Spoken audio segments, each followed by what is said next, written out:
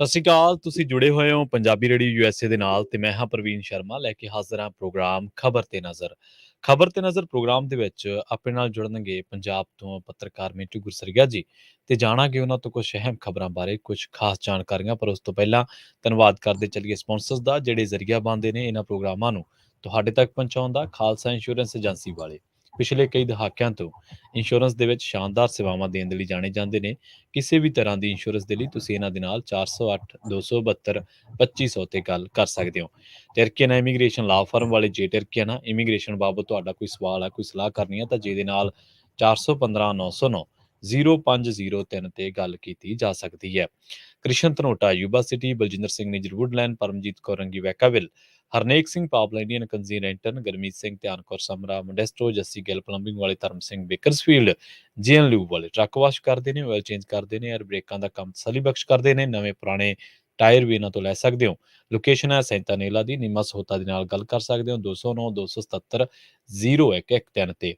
ਟਰੱਕਾਂ ਦੀ ਸਿਖਲਾਈ ਲੈਣ ਦੇ ਬਾਰੇ ਸੋਚ ਰਹੇ ਹੋ ਤਾਂ ਵੈਸਟ ਕੋਸਟ ਟਰੱਕ ਸਕੂਲ ਵਾਲਿਆਂ ਦੇ ਨਾਲ ਸੰਪਰਕ ਕੀਤਾ ਜਾ ਸਕਦਾ ਹੈ। ਅਜੀਤ ਟਵਾਲ ਦਾ ਨੰਬਰ ਹੈ 559 800 0590 ਤੇ ਜ਼ੈਂਡਰ ਗਰੁੱਪ ਵਾਲੇ ਕਿਸੇ ਵੀ ਤਰ੍ਹਾਂ ਦਾ ਘਰ ਖਰੀਦਣਾ ਜਾਂ ਘਰ ਵੇਚਣਾ ਹੈ ਜਾਂ ਲੈਣਾ ਚਾਹੁੰਦੇ ਤੁਸੀਂ ਹੋਮ ਲੋਨ, ਤੇ ਇਹਨਾਂ ਦੇ ਨਾਲ 559 905 2575 ਤੇ ਗੱਲ ਕੀਤੀ ਜਾ ਸਕਦੀ ਹੈ। ਜੁੜਦੇ ਹਾਂ ਮਿੰਟੂ ਗੁਰਸਰੀਆ ਜੀ ਦੇ ਨਾਲ ਤੇ ਉਸ ਤੋਂ ਬਾਅਦ ਖਬਰਾਂ ਤੇ ਕਰਦੇ ਹਾਂ ਚਰਚਾ। ਮਿੰਟੂ ਸਤਿ ਸ਼੍ਰੀ ਅਕਾਲ, ਸਵਾਗਤ ਹੈ ਜੀ ਪੰਜਾਬੀ ਰੇਡੀਓ ਯੂਐਸਏ ਤੇ। ਜੀ ਸ਼ੁਕਰੀਆ ਸਾਰਿਆਂ ਨੂੰ, ਸਤਿ ਸ੍ਰੀ ਅਕਾਲ ਜੀ। ਜੀ ਮਿੰਟੂ ਜੀ, ਖਬਰਾਂ ਦੀ ਸ਼ੁਰੂਆਤ ਕਰ ਲਈਏ। ਬੜੀ ਮੰਦਭਾਗੀ ਖਬਰ ਹੈ ਲਖੀਮਪੁਰ ਖੀਰੀ ਦੇ ਵਿੱਚ ਵਾਪਰੀ ਹੈ। ਦੋ ਸਕੀਆਂ ਭੈਣਾਂ ਦਾ ਕਤਲ ਹੋਇਆ ਤੇ ਉਸ ਮਾਮਲੇ ਦੇ ਵਿੱਚ ਹੁਣ 6 ਜਾਣੇ ਗ੍ਰਿਫਤਾਰ ਕੀਤੇ ਗਏ ਨੇ ਜੀ। ਬਿਲਕੁਲ ਇਹ ਦਰਿੰਦਗੀ ਹੋਈ ਹੈ ਇਹਨਾਂ ਕੁੜੀਆਂ ਦੇ ਨਾਲ। ਇੱਕ ਦੀ ਉਮਰ ਮਹਿਜ਼ 15 ਤੇ ਇੱਕ ਦੀ 17 ਸਾਲ, ਯਾਨੀ ਦੋਨੇ ਹੀ ਆਪਾਂ ਨਾਬਾਲਗ ਕਹਿ ਸਕਦੇ ਹਾਂ। ਤਾਂ ਦੋਨਾਂ ਨੂੰ ਦੱਸਦੇ ਆ ਕਿ ਰੇਪ ਕੀਤਾ ਗਿਆ, ਉਸ ਤੋਂ ਬਾਅਦ ਉਹਨਾਂ ਨੂੰ ਲਟਕਾਇਆ ਗਿਆ, ਜਿਵੇਂ ਆਪਾਂ ਕਹਿ ਲਈਏ ਕਿ ਫਾਇਲ ਲਟਕਾ ਦਿੱਤਾ ਗਿਆ। ਤਾਂ ਦੇਖੋ ਇਹ ਇਸ ਵੇਲੇ ਇੰਡੀਆ ਦੇ ਵਿੱਚ ਇੱਕ ਵਾਰੀ ਫਿਰ, ਜਿਵੇਂ ਤੁਹਾਨੂੰ ਪਤਾ, ਹਾਥਰਸ ਆਪਾਂ ਦੇਖਿਆ, ਇਸ ਤੋਂ ਇਲਾਵਾ ਹੋਰ ਇਸ ਤਰ੍ਹਾਂ ਦੀਆਂ ਸ਼ਾਹਜਹਾਂਪੁਰ ਦੇ ਵਿੱਚ, ਯੂਪੀ 'ਚ ਇਸ ਤਰ੍ਹਾਂ ਦੀਆਂ ਜਿਹੜੀਆਂ ਘਟਨਾਵਾਂ ਵਾਪਰੀਆਂ, ਉਹਨਾਂ ਵਾਂਗ ਹੀ ਇਹਦਾ ਦੌਰਾ ਆਇਆ ਤੇ ਇੱਕ ਵਾਰੀ ਫੇਰ ਉਸੇ ਤਰ੍ਹਾਂ ਦਾ ਹੀ ਉਬਾਲ ਆ।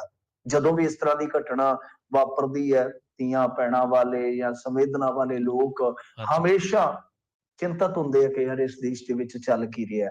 ਤਾਂ ਬਹਰਹਾਲ ਦੇਖੋ ਗ੍ਰਿਫਤਾਰ ਹੋ ਗਏ ਨੇ। ਇੱਕ ਦੇ ਤਾਂ ਗੋਲੀ ਮਾਰੀ ਉਹਨਾਂ ਨੇ ਪੈਰ ਦੇ ਵਿੱਚ, ਤੁਹਾਨੂੰ ਪਤਾ ਯੂਪੀ ਦੀ ਪੁਲਿਸ ਕਿੱਦਾਂ ਫੜਦੀ ਆ। ਉਹਨਾਂ ਨੇ ਇੱਕ ਨੂੰ ਲੁਕਿਆ ਹੋਇਆ ਸੀਗਾ ਕਬਾਬ ਦੇ ਵਿੱਚ, ਉਥੋਂ ਕੱਢਿਆ ਤੇ ਇਸ ਤੋਂ ਇਲਾਵਾ 5 ਜਣੇ ਹੋ ਰਿਹਾ।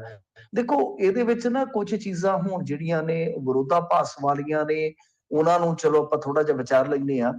ਇਹਦੇ ਵਿੱਚ ਦੱਸਿਆ ਜਾ ਰਿਹਾ ਮੁੱਢਲੇ ਤੌਰ ਤੇ ਕਿ ਇੱਕ ਇਸੇ ਹੀ ਪਿੰਡ ਦਾ ਗੁਆਂਢ ਦਾ ਮੁੰਡਾ ਸੀਗਾ, ਜਿਹਨੇ ਗਾ 2 ਮੁੰਡਿਆਂ ਨਾਲ ਹੋਰ ਨਾਲ ਜਾਣ ਪਛਾਣ ਕਰਵਾਈ ਸੀ ਕੁੜੀਆਂ ਦੀ। ਜੀ ਹੁਣ ਜਿਹੜੀ ਗੱਲ ਆ ਕਿ ਉੱਥੇ ਦੀ ਪੁਲਿਸ ਦਾ ਹਮੇਸ਼ਾ ਤੁਹਾਨੂੰ ਪਤਾ ਰਵੱਈਆ ਕਿਸ ਤਰ੍ਹਾਂ ਰਹਿੰਦਾ ਹੈ। ਐਸਐਸਪੀ ਨੂੰ ਤਾਂ ਪੈ ਗਏ ਸਨ ਉੱਥੋਂ ਦੇ ਵਸ਼ਿੰਦੇ। ਉਹ ਤਾਂ ਆਈਜੀ ਬੀਬੀ ਹੈ ਜਿਹੜੀ ਗਈ ਆ, ਸਾਰੀ ਰਾਤ ਫਿਰ ਇਲਾਕੇ ਦੇ ਵਿੱਚ ਰਹੀ, ਕਿਉਂਕਿ ਘਟਨਾ ਜਿਹੜੀ ਹੈ ਨਾ 14 ਸਤੰਬਰ ਦੀ ਹੈ।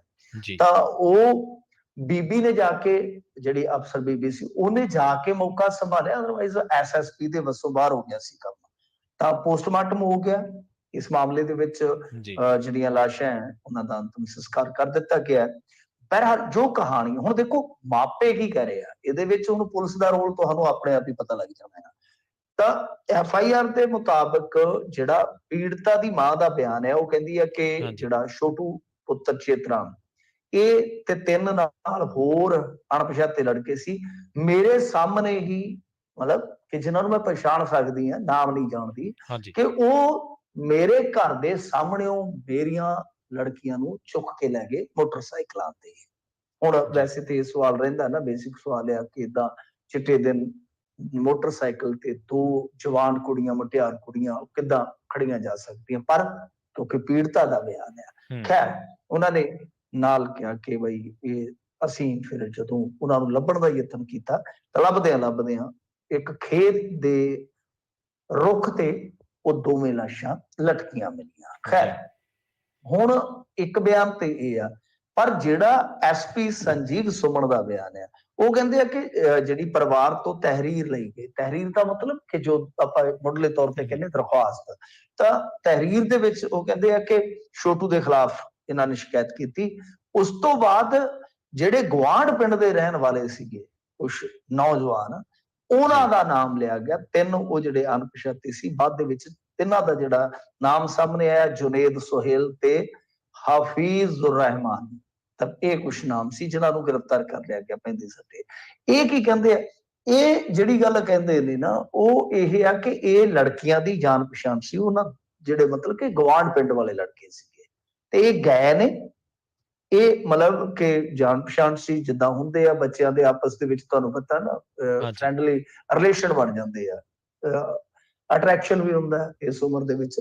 ਤਾਂ ਇਹ ਪੁਲਿਸ ਦਾ ਦਾਅਵਾ ਇਹ ਆ ਕਿ ਇਹਨਾਂ ਨੇ ਉੱਥੇ ਲਿਜਾ ਕੇ ਕੁੜੀਆਂ ਨੂੰ ਖੜਿਆ ਸਹਿਮਤੀ ਨਾਲ। ਉਸ ਤੋਂ ਬਾਅਦ ਕੁੜੀਆਂ ਮਤਲਬ ਕਿ ਆਈਆਂ ਉੱਥੇ, ਕਹਿਣ ਦਾ ਭਾਵ ਇਹ ਆ। ਤਾਂ ਇਹਨਾਂ ਨੇ ਦੋਵਾਂ ਨੂੰ ਹੋਰ ਨੂੰ ਬੁਲਾ ਲਿਆ, ਦੋਵਾਂ ਨੂੰ ਬੁਲਾ ਲਿਆ, ਤੇ ਉਸ ਤੋਂ ਬਾਅਦ ਰੇਪ ਕੀਤਾ ਗਿਆ। ਤੇ ਕੁੜੀਆਂ ਨੇ ਜਦੋਂ ਕੋਈ ਜਿੱਦਬਾਜ਼ੀ ਕੀਤੀ ਕਿ ਵਿਆਹ ਸ਼ਾਦੀ ਦੀ ਕੋਈ ਗੱਲ ਹੋਈ ਹੈ, ਪੁਲਿਸ ਦੀ ਕਹਾਣੀ ਹੈ ਕਥਿਤ ਤੌਰ ਤੇ, ਤਾਂ ਉਸ ਤੋਂ ਬਾਅਦ ਕਤਲ ਕੀਤਾ ਗਿਆ। ਇਸ ਗੱਲ ਦੀ ਪੁਸ਼ਟੀ ਹੋ ਗਈ ਹੈ, ਵੈਸੇ ਡਾਕਟਰੀ ਮੁਲਾਜ਼ਾ ਜਿਹੜਾ ਉਹਦੇ ਵਿੱਚ ਪੁਸ਼ਟੀ ਹੋ ਗਈ ਆ ਕਿ ਕੁੜੀਆਂ ਦੇ ਨਾਲ ਇਹਨਾਂ ਨੇ ਦਰਿੰਦਗੀ ਕੀਤੀ ਜਿਸਮਾਨੀ ਤੌਰ ਤੇ, ਤੇ ਉਸ ਤੋਂ ਬਾਅਦ ਉਹਨਾਂ ਨੂੰ ਫਾਇਲ ਲਟਕਾ ਕੇ ਮਾਰਿਆ ਗਿਆ। ਤੋਂ ਇਹ ਦੋਨੇ ਇੱਕ ਤਰ੍ਹਾਂ ਨਾਲ ਕਹਿ ਲਓ ਕਿ ਕੰਟਰਾਡਿਕਸ਼ਨ ਬਿਆਨ ਨੇ। ਪੁਲਿਸ ਹੋਰ ਕੁਝ ਕਹਿੰਦੀ ਹੈ, ਤਾਂ ਮਾਂ ਪੀੜਤਾ ਦੀ ਜਿਹੜੀ ਆ ਕੁਝ ਹੋਰ ਕਹਿੰਦੀ ਹੈ। ਮ੍ਰਿਤਕਾ ਜਿੰਨੀਆਂ ਵੀ ਕੁੜੀਆਂ ਨੇ 2, ਤਾਂ ਉਹ ਪੀੜਤ ਜਿਹੜੀ ਬੀਬੀ ਹੈ, ਪੀੜਤਾ ਬੀਬੀ, ਉਹ ਕੁਝ ਹੋਰ ਕਹਿ ਰਹੀ ਆ। ਹੁਣ ਮਤਲਬ ਕਿ ਪਰਿਵਾਰ ਨੇ ਕਿਹਾ ਕਿ ਦੇਖੋ ਅਗਵਾ ਕੀਤਾ ਗਿਆ। ਪੁਲਿਸ ਕੀ ਕਹਿ ਰਹੀ ਹੈ? ਪੁਲਿਸ ਕਹਿ ਰਹੀ ਹੈ ਕਿ ਲੜਕੀਆਂ ਉੱਥੇ ਮਰਜ਼ੀ ਨਾਲ ਗਈਆਂ। ਪਰਿਵਾਰ ਦਾ ਕਹਿਣਾ ਕਿ 4 ਲੜਕੇ ਆਏ ਸੀ, ਉਹ ਕਹਿੰਦੇ ਕਿ 3 ਆਏ ਸੀਗੇ।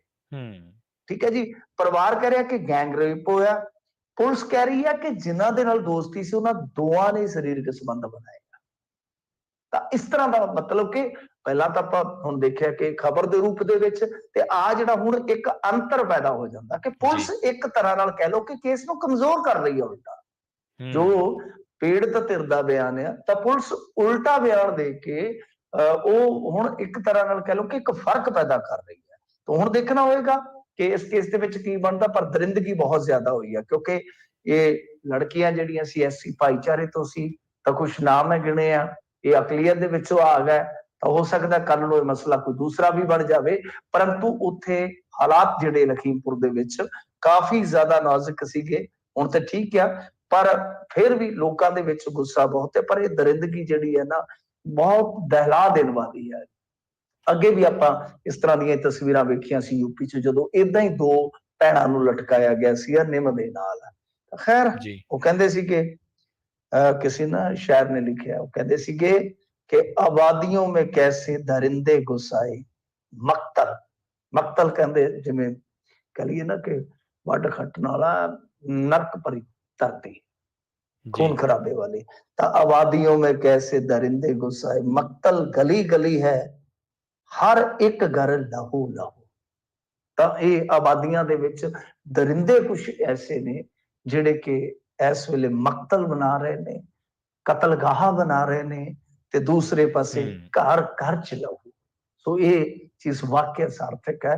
ਤਾਂ ਖੈਰ ਇਹ ਸਾਰੀ ਉੱਥੋਂ ਦੀ ਸਟੋਰੀ ਹੈ। ਇਹ ਪੁਲਿਸ ਵਾਲੇ ਪਾਸੋਂ ਵੀ ਮੈਂ ਤੁਹਾਨੂੰ ਦੱਸ ਦਿੱਤੀ ਹੈ, ਜੋ ਪੀੜਤ ਧਿਰ ਆ ਉਹਦੇ ਪਾਸਿਓਂ ਵੀ ਦੱਸ ਦਿੱਤੀ ਹੈ। ਹੁਣ ਗੱਲ ਤੇ ਹੈ ਕਿ ਨਿਆਂ ਮਿਲਣਾ ਚਾਹੀਦਾ, ਸਪੀਡੀ ਟ੍ਰਾਇਲ ਹੋਵੇ, ਇਹਨਾਂ ਨੂੰ ਸਜ਼ਾ ਜਿਹੜੀ ਇਸ ਮਾਮਲੇ ਦੇ ਵਿੱਚ ਵੱਧ ਤੋਂ ਵੱਧ ਹੋਣੀ ਚਾਹੀਦੀ ਹੈ।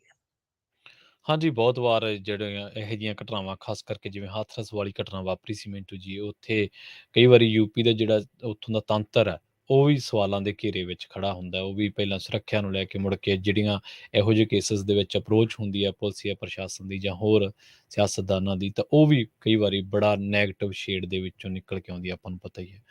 ਆਪਾਂ ਅਗਲੀ ਖਬਰ ਦੇ ਵੱਲ ਵਧੀਏ ਮਿੰਟੂ ਜੀ, ਤੇ ਗੱਲ ਕਰੀਏ ਸਲਮਾਨ ਖਾਨ ਦੀ।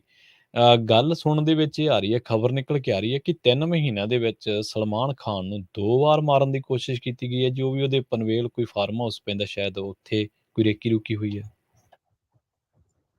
ਵੇਖੋ ਗੱਲ ਕੀ ਹੈ ਕਿ ਇਹ ਹੁਣ ਪੁਲਿਸ ਦਾ ਕੋਈ ਅਧਿਕਾਰਤ ਬਿਆਨ ਤੇ ਮੈਂ ਸੁਣਿਆ ਨਹੀਂ ਕਿ ਪੁਲਿਸ ਨੇ ਇਸ ਚੀਜ਼ ਨੂੰ ਰਿਵੀਲ ਕੀਤਾ ਹੋਵੇ।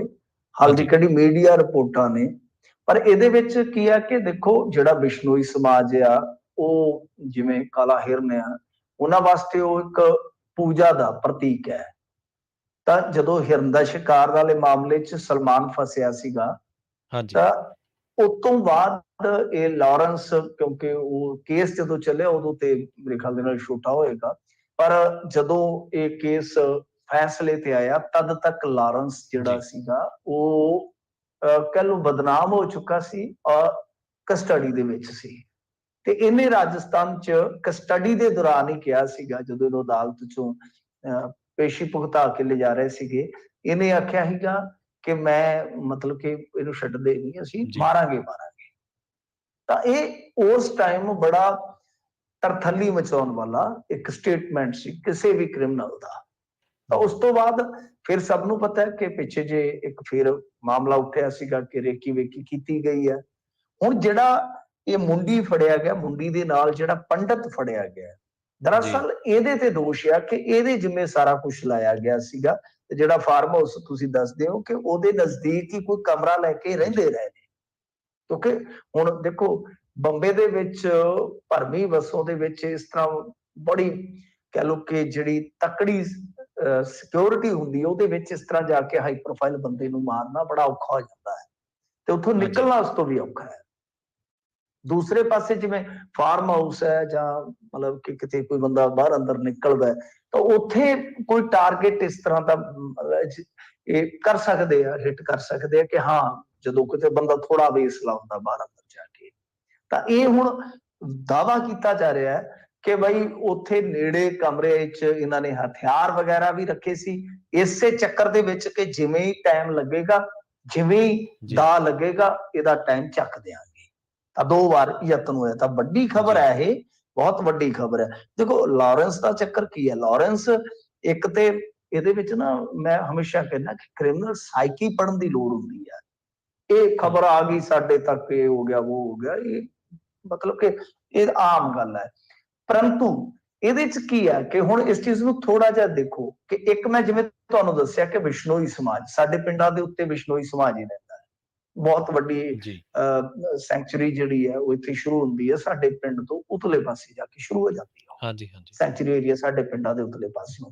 ਤੋਂ ਕਹਿਣ ਦਾ ਮਤਲਬ ਹੈ ਕਿ ਇਹਨਾਂ ਦੀਆਂ ਸਖਿਆਵਾਂ, ਇਹ ਜਿਹੜਾ ਸਮਾਜ ਹੈ ਨਾ, ਤਾਂ ਹੀ ਤਾਂ ਬਿਸ਼ਨੋਈ ਸਮਾਜ ਨੇ ਆਖਿਆ ਸੀਗਾ ਕਿ ਤੁਸੀਂ ਬਿਸ਼ਨੋਈ ਗੈਂਗ ਨਾ ਕਹੋ, ਜੀ, ਜੀ, ਜੀ, ਕਿਹਾ ਸੀ। ਤੁਸੀਂ ਬਿਸ਼ਨੋਈ ਗੈਂਗ ਨਾ ਕਹੋ।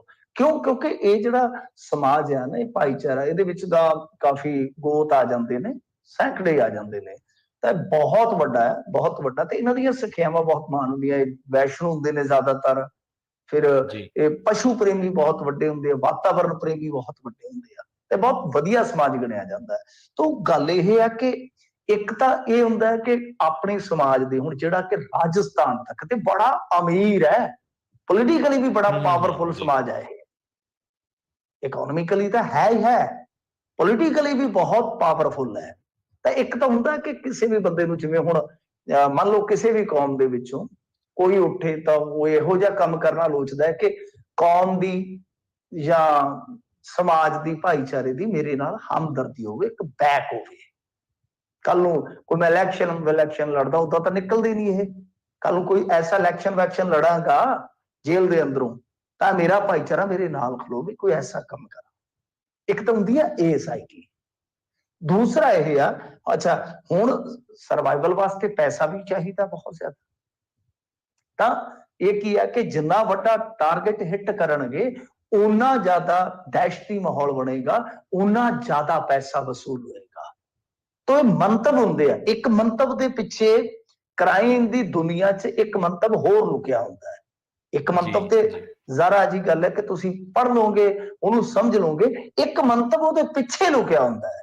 ਇਹੀ ਕ੍ਰਾਈਮ ਦੀ ਦੁਨੀਆ ਹੈ, ਇਹੀ ਕ੍ਰਾਈਮ ਦਾ ਪੈਟਰਨ ਹੈ ਜਿੱਦਾਂ ਇਹ ਚੱਲਦਾ ਹੈ। ਸੋ ਇਸ ਕਰਕੇ ਇਹਨਾਂ ਨੇ ਸਲਮਾਨ ਨੂੰ ਹੋ ਸਕਦਾ ਹੈ ਟਾਰਗੇਟ ਕਰਨ ਦਾ ਪੂਰਾ ਪਲਾਨ ਤਿਆਰ ਕੀਤਾ ਹੋਵੇ, ਉਹਦੇ ਵਾਸਤੇ ਜਿਵੇਂ ਸਿੱਧੂ ਮੂਸੇਵਾਲਾ ਤੇ ਉਸ ਤੋਂ ਬਾਅਦ ਸਲਮਾਨ, ਤੇ ਫਿਰ ਪਿੱਛੇ ਕੀ ਬਚੇਗਾ। ਤਾਂ ਕੁੱਲ ਜੀ, ਮਿਲਾ ਕੇ ਫਿਰ ਇਹ ਚਲੇ ਜਾਣਗੇ ਬਾਲੀਵੁੱਡ ਤੱਕ ਵੀ। ਤਾਂ ਇਹ ਇੱਕ ਤਰ੍ਹਾਂ ਨਾਲ ਹੋ ਸਕਦਾ ਹੈ, ਇਹ ਅਸੰਭਵ ਨਹੀਂ ਆਪਾਂ ਕਹਿ ਸਕਦੇ ਜਾਂ ਨਿਰਾ ਝੂਠ ਨਹੀਂ ਕਹਿ ਸਕਦੇ। ਜੀ, ਹਾਲਾਂਕਿ ਆਫੀਸ਼ੀਅਲੀ ਇਹਨਾਂ ਚੀਜ਼ਾਂ ਦੀ ਕੋਈ ਪੁਸ਼ਟੀ ਨਹੀਂ ਹੁੰਦੀ, ਪਰ ਮੈਂ ਤੁਹਾਨੂੰ ਇੱਕ ਕ੍ਰਾਈਮ ਦੀ ਦੁਨੀਆ ਦਾ ਇੱਕ ਦੱਸਿਆ, ਸਾਈਕੀ ਦਾ ਇੱਕ ਐਸਾ ਸਾਡੇ ਇੱਥੇ ਜਿਹੜਾ ਤਾਣਾ ਬਾਣਾ ਚੱਲਦਾ ਹੈ, ਉਹਦੇ ਵਿੱਚ ਕਿਸ ਤਰ੍ਹਾਂ ਦੀ ਇੱਕ ਸੋਚ ਰੱਖ ਕੇ ਅੱਗੇ ਵਧਿਆ ਜਾਂਦਾ, ਉਹ ਦੱਸਣ ਦਾ ਯਤਨ ਕੀਤਾ ਕਿ ਮੰਤਵ ਪਿੱਛੇ ਮੰਤਵ ਹੁੰਦੇ ਆ ਨਾ। ਜੀ, ਜੀ। ਅਗਲੀ ਖਬਰ ਦੇ ਵੱਲ ਵਧੀਏ ਮਿੰਟੂ ਜੀ, ਤੇ ਗੱਲ ਕਰੀਏ ਦਲਜੀਤ ਦੋਸਾਂਝ ਦੀ। ਇਹਨੇ ਜਿਹੜਾ ਸਿੱਖ ਕਤਲੇਆਮ ਹੈ 84 ਦਾ, ਉਹਨੂੰ ਨਸਲਕੁਸ਼ੀ ਕਰਾਰ ਦਿੱਤਾ। ਸ਼ਾਇਦ ਕੋਈ ਫਿਲਮ ਵੀ ਸੁਣਦੇ ਆ ਕਿ ਇਹਨਾਂ ਦੀ ਆ ਰਹੀ ਹੈ। ਹਾਂਜੀ, ਦੇਖੋ ਗੱਲ ਕੀ ਹੈ ਕਿ ਜਿਹੜਾ ਇਹ ਮਸਲਾ ਹੈ, ਜੋ ਜੀ। ਮਤਲਬ ਕਿ ਹੁਣ ਫਿਲਮ ਵਾਲਾ ਇੱਕ ਉੱਠੇਗਾ ਹੀ ਉੱਠੇਗਾ ਕਿ ਦੇਖੋ ਵੀ ਇਹਨੇ ਫਿਲਮ ਦੇ ਮੌਕੇ ਤੇ ਇਹੋ ਜਿਹੀ ਗੱਲ ਕਹੀ ਆ, ਜੀ। ਪਰ ਫਿਰ ਵੀ ਤੁਸੀਂ ਇਹ ਤੇ ਵੇਖੋ ਨਾ ਕਿ ਉਹਨੇ ਰਹਿਣਾ ਤਾਂ ਉੱਥੇ ਹੀ ਹੈ ਨਾ, ਕਹਿ ਕੇ ਗੱਲ ਹਾਂਜੀ, ਹਾਂਜੀ, ਬਿਲਕੁਲ। ਰਹਿਣਾ ਤਾਂ ਇਸ ਦੇਸ਼ ਦੇ ਵਿੱਚ ਆ, ਬੰਬੇ ਦੇ ਵਿੱਚ ਕੰਮ ਕਰਨਾ। ਇਹ ਗੱਲ ਕਹਿਣੀ ਜਿਹੜੀ ਆ ਮੇਰੇ ਖਿਆਲ ਦੇ ਨਾਲ ਸੌਖੀ ਉਸ ਵੇਲੇ ਹੋ ਜਾਂਦੀ ਹੈ ਜਦੋਂ ਖੁਦ ਇਹ ਗੱਲ ਕਹਾਉਣਾ ਚਾਹੁੰਦੀ ਹੈ ਭਾਜਪਾ। ਮਤਲਬ ਇਹ ਜੀ, ਨਹੀਂ ਹੈ ਜੀ। ਕਿ ਉਹਨਾਂ ਨੇ ਸਿਖਾਇਆ ਦਲਜੀਤ ਦੋਸਾਂਝ, ਨਹੀਂ ਜੀ। ਨਹੀਂ, ਐਸਾ ਨਹੀਂ ਹੈ। ਉਹ ਤੇ ਸਗੋਂ ਚਾਹੁੰਦੇ ਨੇ, ਭਾਜਪਾ ਜਿਹੜੀ ਕੇਂਦਰ ਦੇ ਵਿੱਚ ਇਸ ਵੇਲੇ ਪਾਵਰ ਹਾਂਜੀ। ਹੈ, ਉਹ ਤਾਂ ਚਾਹੁੰਦੇ ਆ ਨਾ ਕਿ ਬਈ ਇਸ ਚੀਜ਼ ਨੂੰ ਅੱਗੇ ਪ੍ਰਚਾਰਿਆ ਜਾਵੇ।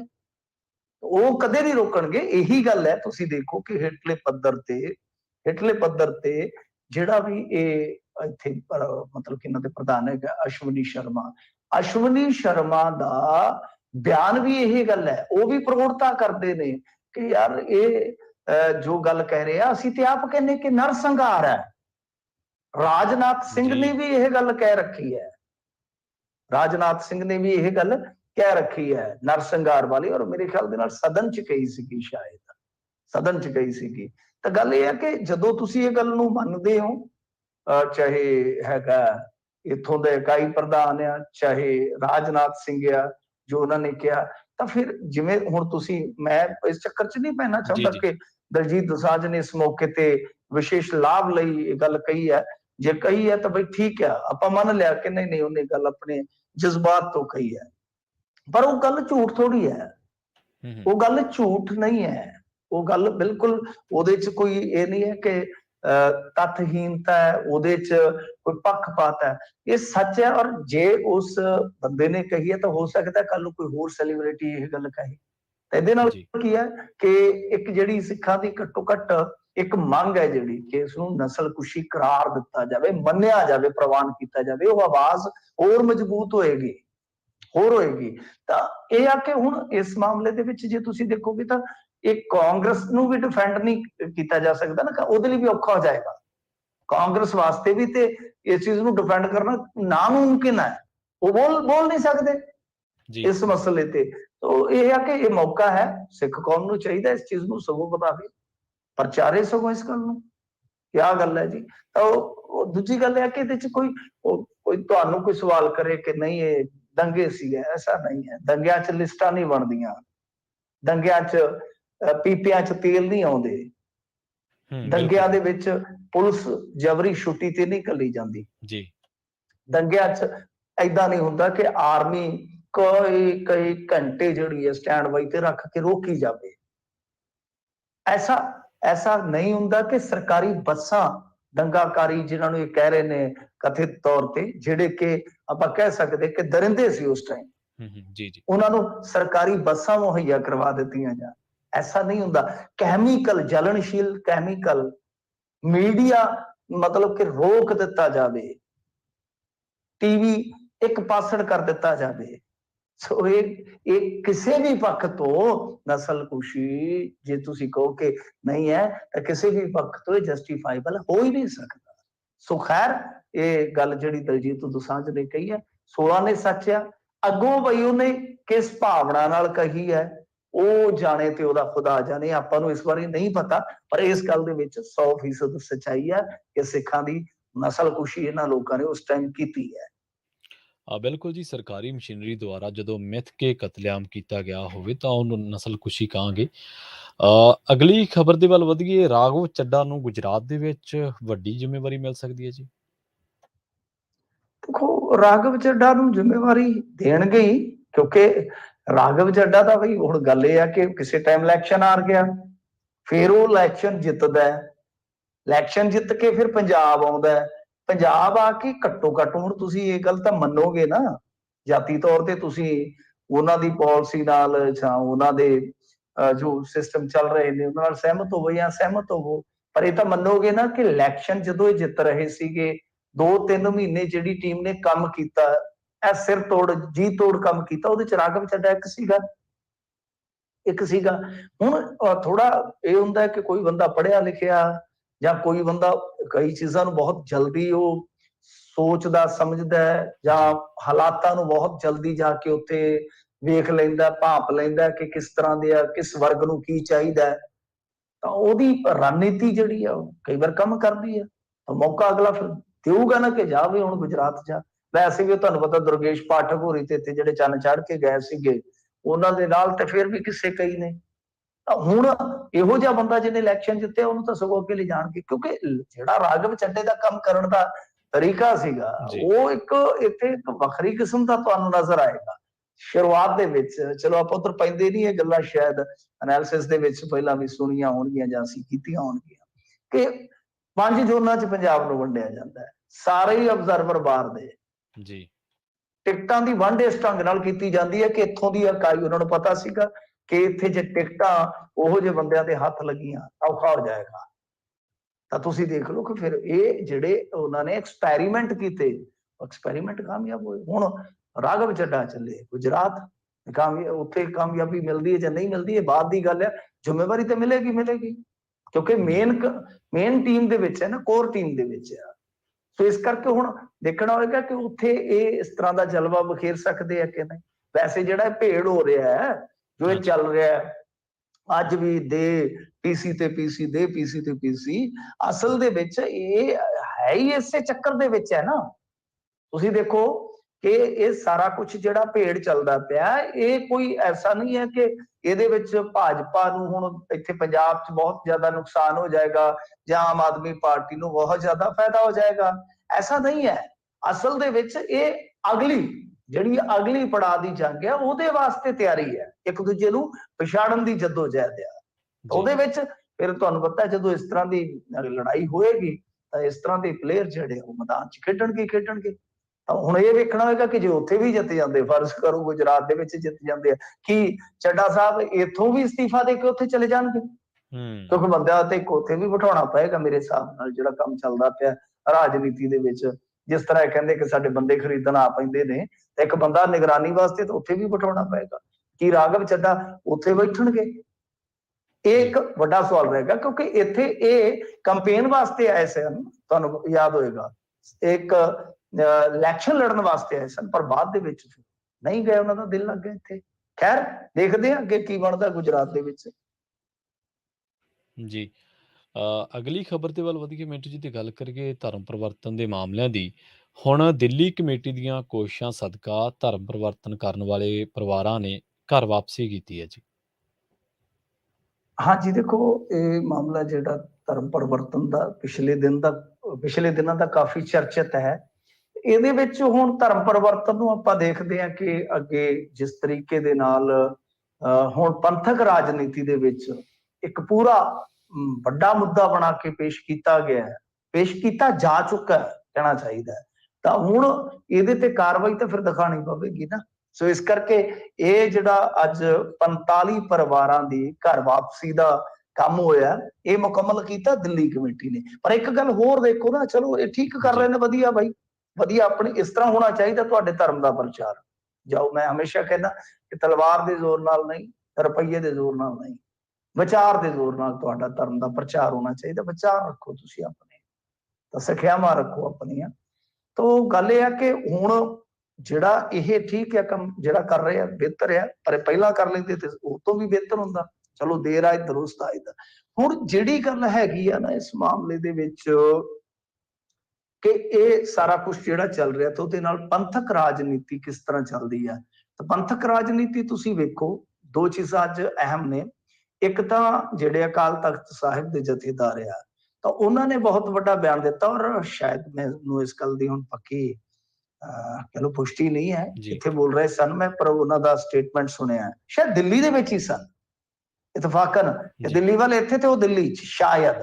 ਤਾਂ ਉਹ ਕਹਿ ਰਹੇ ਸਨ ਕਿ ਸਾਰਿਆਂ ਨੂੰ ਆਪੋ ਆਪਣੇ ਹਿੱਤਾਂ ਦੀ ਪਈ ਆ, ਜਾਂ ਤੇ ਗੋਲਕਾਂ ਲਈ ਲੜ ਰਹੇ ਆ ਜਾਂ ਸੰਸਥਾਵਾਂ ਤੇ ਕਬਜ਼ਿਆਂ ਲਈ ਲੜ ਰਹੇ ਆ, ਪੰਥ ਦੀ ਕਿਸੇ ਨੂੰ ਨਹੀਂ ਹੈ। ਤਾਂ ਜੀ ਉਹ ਕਿੱਦਾਂ ਕਹਿ ਰਹੇ ਆ, ਤਾਂ ਉਹ ਏਕੇ ਦੀ ਦੁਹਾਈ ਵੀ ਦੇ ਰਹੇ ਆ ਕਿ ਏਕਾ ਕਰੋ ਬਈ, ਪੰਥ ਦੀ ਇਸ ਵੇਲੇ ਬਹੁਤ ਬਹੁਤ ਜਿੱਦਾਂ ਕਹ ਲਈਏ ਕਹਿੰਦੇ ਕਿ ਜ਼ਰੂਰਤ ਹੈ ਏਕਾ। ਤੇ ਤੁਸੀਂ ਗੋਲਕਾਂ, ਉਹਨਾਂ ਨੇ ਤਾਂ ਵਿਦੇਸ਼ਾਂ ਦਾ ਵੀ ਨਾਂ ਲਿਆ ਸੀ ਸ਼ਾਇਦ, ਕਿ ਉੱਥੇ ਵੀ ਇਹੋ ਹਾਲ ਹੈ ਤੇ ਇੱਥੇ ਵੀ ਇਹੋ ਹਾਲ ਹੈ।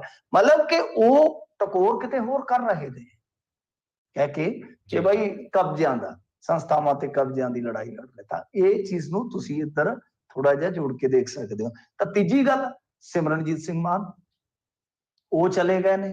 ਹਾਲਾਂਕਿ ਉਹ ਧਰਮ ਪਰਿਵਰਤਨ ਤੇ ਇੰਨਾ ਜ਼ਿਆਦਾ ਨਹੀਂ ਬੋਲਦੇ, ਧਰਮ ਪਰਿਵਰਤਨ ਤੇ ਇੰਨਾ ਜ਼ਿਆਦਾ ਨਹੀਂ ਬੋਲਦੇ, ਪਰ ਜਿੰਨਾ ਵੀ ਬੋਲਦੇ ਆ ਜ਼ਿੰਮੇਵਾਰੀ ਉਹ ਫਿਰ ਵੀ ਐਸਜੀਪੀਸੀ ਤੇ ਪਾਉਂਦੇ ਆ। ਜਦੋਂ ਚਰਚ ਦੇ ਵਿੱਚ ਹੋਇਆ ਸਾਰਾ ਕੁਝ, ਤਾਂ ਉਦੋਂ ਮਾਨ ਸਾਹਿਬ ਦਾ ਇਹੋ ਹੀ ਬਿਆਨ ਸੀਗਾ, ਇਹਨਾਂ ਦੀ ਵਜ੍ਹਾ ਕਰਕੇ ਆ ਹੋਇਆ ਮਾੜਾ ਹੈ। ਉਹ ਕਹਿੰਦੇ ਸਨ ਪਰ ਇਹਨਾਂ ਦੀ ਵਜ੍ਹਾ ਕਰਕੇ ਸਾਰਾ ਕੁਝ ਅੱਗੋਂ ਖਿਲਰਦਾ ਗਿਆ। ਤਾਂ ਹੁਣ ਸਿਮਰਨਜੀਤ ਸਿੰਘ ਮਾਨ ਉਰੇ ਅੱਜ ਇੱਕ ਇਕੱਠ ਕਰਦੇ ਨੇ, ਤਾਂ ਉਹ ਇਕੱਠ ਹੈ ਤੇ ਉਹਦੇ ਵਿੱਚ ਉਹ ਕਹਿੰਦੇ ਨੇ ਕਿ ਇਹ ਹਿੰਦੂਤਵੀਆਂ ਦਾ ਜਿਹੜਾ ਰਾਜ ਆ, ਇਹਦੇ ਵਿੱਚ ਇਹ ਇਲੈਕਸ਼ਨ ਨਹੀਂ ਕਰਵਾ ਰਹੇ ਕਿਉਂਕਿ ਇਹ ਐਸਜੀਪੀਸੀ ਤੇ ਆਪਣਾ ਗਲਬਾ ਪਾਉਣਾ ਚਾਹੁੰਦੇ ਆ। ਅਸੀਂ ਮਤਲਬ ਕਿ ਇਸ ਲੜਾਈ ਨੂੰ ਲੜਨ ਵਾਸਤੇ ਤਿਆਰ ਆ। ਉਹ ਕਹਿੰਦੇ ਛੇਤੀ ਇਲੈਕਸ਼ਨ ਕਰਾਓ, ਨਹੀਂ ਤੇ ਸਾਡੇ ਸ਼ਹੀਦੀ ਜਥੇ ਤਿਆਰ ਹੈ। ਤਾਂ ਹੁਣ ਤੁਸੀਂ ਦੇਖ ਲਓ ਨਾ ਕੀ ਬਣ ਰਿਹਾ, ਸ਼ਹੀਦੀ ਜਥੇ ਤੱਕ ਉਹ ਕਹਿੰਦੇ ਤਿਆਰ ਆ ਬਈ। ਤੇ ਨਾਲ ਉਹ ਕਹਿੰਦੇ ਕਿ ਸਾਡੀ ਜਿਹੜੀ ਪਾਰਟੀ ਹੈ ਉਹ ਤਾਂ ਬਈ ਬਿਲਕੁਲ ਲਿਬਰਲ ਪਾਰਟੀ ਹੈ ਜੀ ਜਾਂ ਸੈਕੂਲਰ ਪਾਰਟੀ ਹੈ। ਤਾਂ ਨਾਲ ਉਹ ਵੀ ਇਹ ਕਹਿ ਰਹੇ ਆ ਕਿ ਖਾਲਿਸਤਾਨ ਬਣੇਗਾ ਤੇ ਸਾਰੇ ਸੁਖੀ ਰਹਿਣਗੇ। ਪਰ ਨਾਲ ਕਹਿੰਦੇ ਕਿ ਸ਼ਹੀਦੀ ਜਥੇ ਅਸੀਂ ਤਿਆਰ ਕਰ ਰੱਖੇ ਨੇ ਕਿ ਜੇ ਤੁਸੀਂ ਨਹੀਂ ਕਰੋਗੇ। ਹਾਂ ਹੁਣ ਤੁਸੀਂ ਦੇਖ ਲਓ ਕਿ ਪੰਥਕ ਰਾਜਨੀਤੀ ਜਿਹੜੀ ਹੈ ਕਿਹੜੇ ਕੋਣ ਤੋਂ ਜਾ ਰਹੀ ਹੈ। ਉਧਰ ਤੁਸੀਂ ਦੇਖਿਆ ਹੋਣਾ ਸਾਬਕਾ ਜਥੇਦਾਰ ਰਣਜੀਤ ਸਿੰਘ ਜੀ ਜਿਹੜੇ ਆ, ਉਹ ਜਾ ਕੇ ਹਾਲ ਚਾਲ ਪੁੱਛ ਆਏ ਆ ਇਕਬਾਲ ਸਿੰਘ ਲਾਲਪੁਰਾ ਦਾ। ਦੱਸਣ ਦੀ ਲੋੜ ਤਾਂ ਨਹੀਂ ਨਾ ਲਾਲਪੁਰਾ ਸਾਹਿਬ ਕੌਣ ਹੈ, ਭਾਰਤੀ ਜਨਤਾ ਪਾਰਟੀ ਵਾਲੇ, ਜਿਹੜੇ ਕਿ ਕੌਮੀ ਘੱਟ ਗਿਣਤੀ ਕਮਿਸ਼ਨ ਦੇ ਚੇਅਰਮੈਨ ਨੇ ਅੱਜ ਕੱਲ। ਸੋ ਇਹ ਪੰਥਕ ਰਾਜਨੀਤੀ ਜਿਹੜੀ ਆ ਉਹ ਕਾਫੀ ਜ਼ਿਆਦਾ ਗਰਮ ਆ। ਪਰ ਮੈਨੂੰ ਲੱਗਦਾ ਕਿ ਹਾਲ ਦੀ ਘੜੀ ਐਸਜੀਪੀਸੀ ਇਲੈਕਸ਼ਨ ਨੇੜਲੇ ਦਿਨਾਂ ਚ ਤੇ ਨਹੀਂ ਹੋਏਗਾ, ਪਰ ਹੋਏਗਾ ਤਾਂ ਜ਼ਰੂਰ, ਇਹ ਤੇ ਸਾਫ਼ ਹੈ। ਜੀ ਮਿੰਟੂ ਜੀ, ਜਾਂਦੇ ਇੱਕ ਹੋਰ ਬੜੀ ਅਹਿਮ ਖਬਰ ਹੈ। ਖਬਰ ਇਹ ਹੈ ਕਿ ਐਨਸੀਸੀ ਦੇ ਟ੍ਰਾਇਲ ਸੀਗੇ ਕਾਲਜ ਦੇ ਵਿੱਚ, ਤੇ ਉੱਥੇ ਦੌੜਨ ਵੇਲੇ ਇੱਕ ਬੀਐਸਸੀ ਦੀ ਵਿਦਿਆਰਥਣ ਦੀ ਮੌਤ ਹੋ ਗਈ ਹੈ ਜੀ।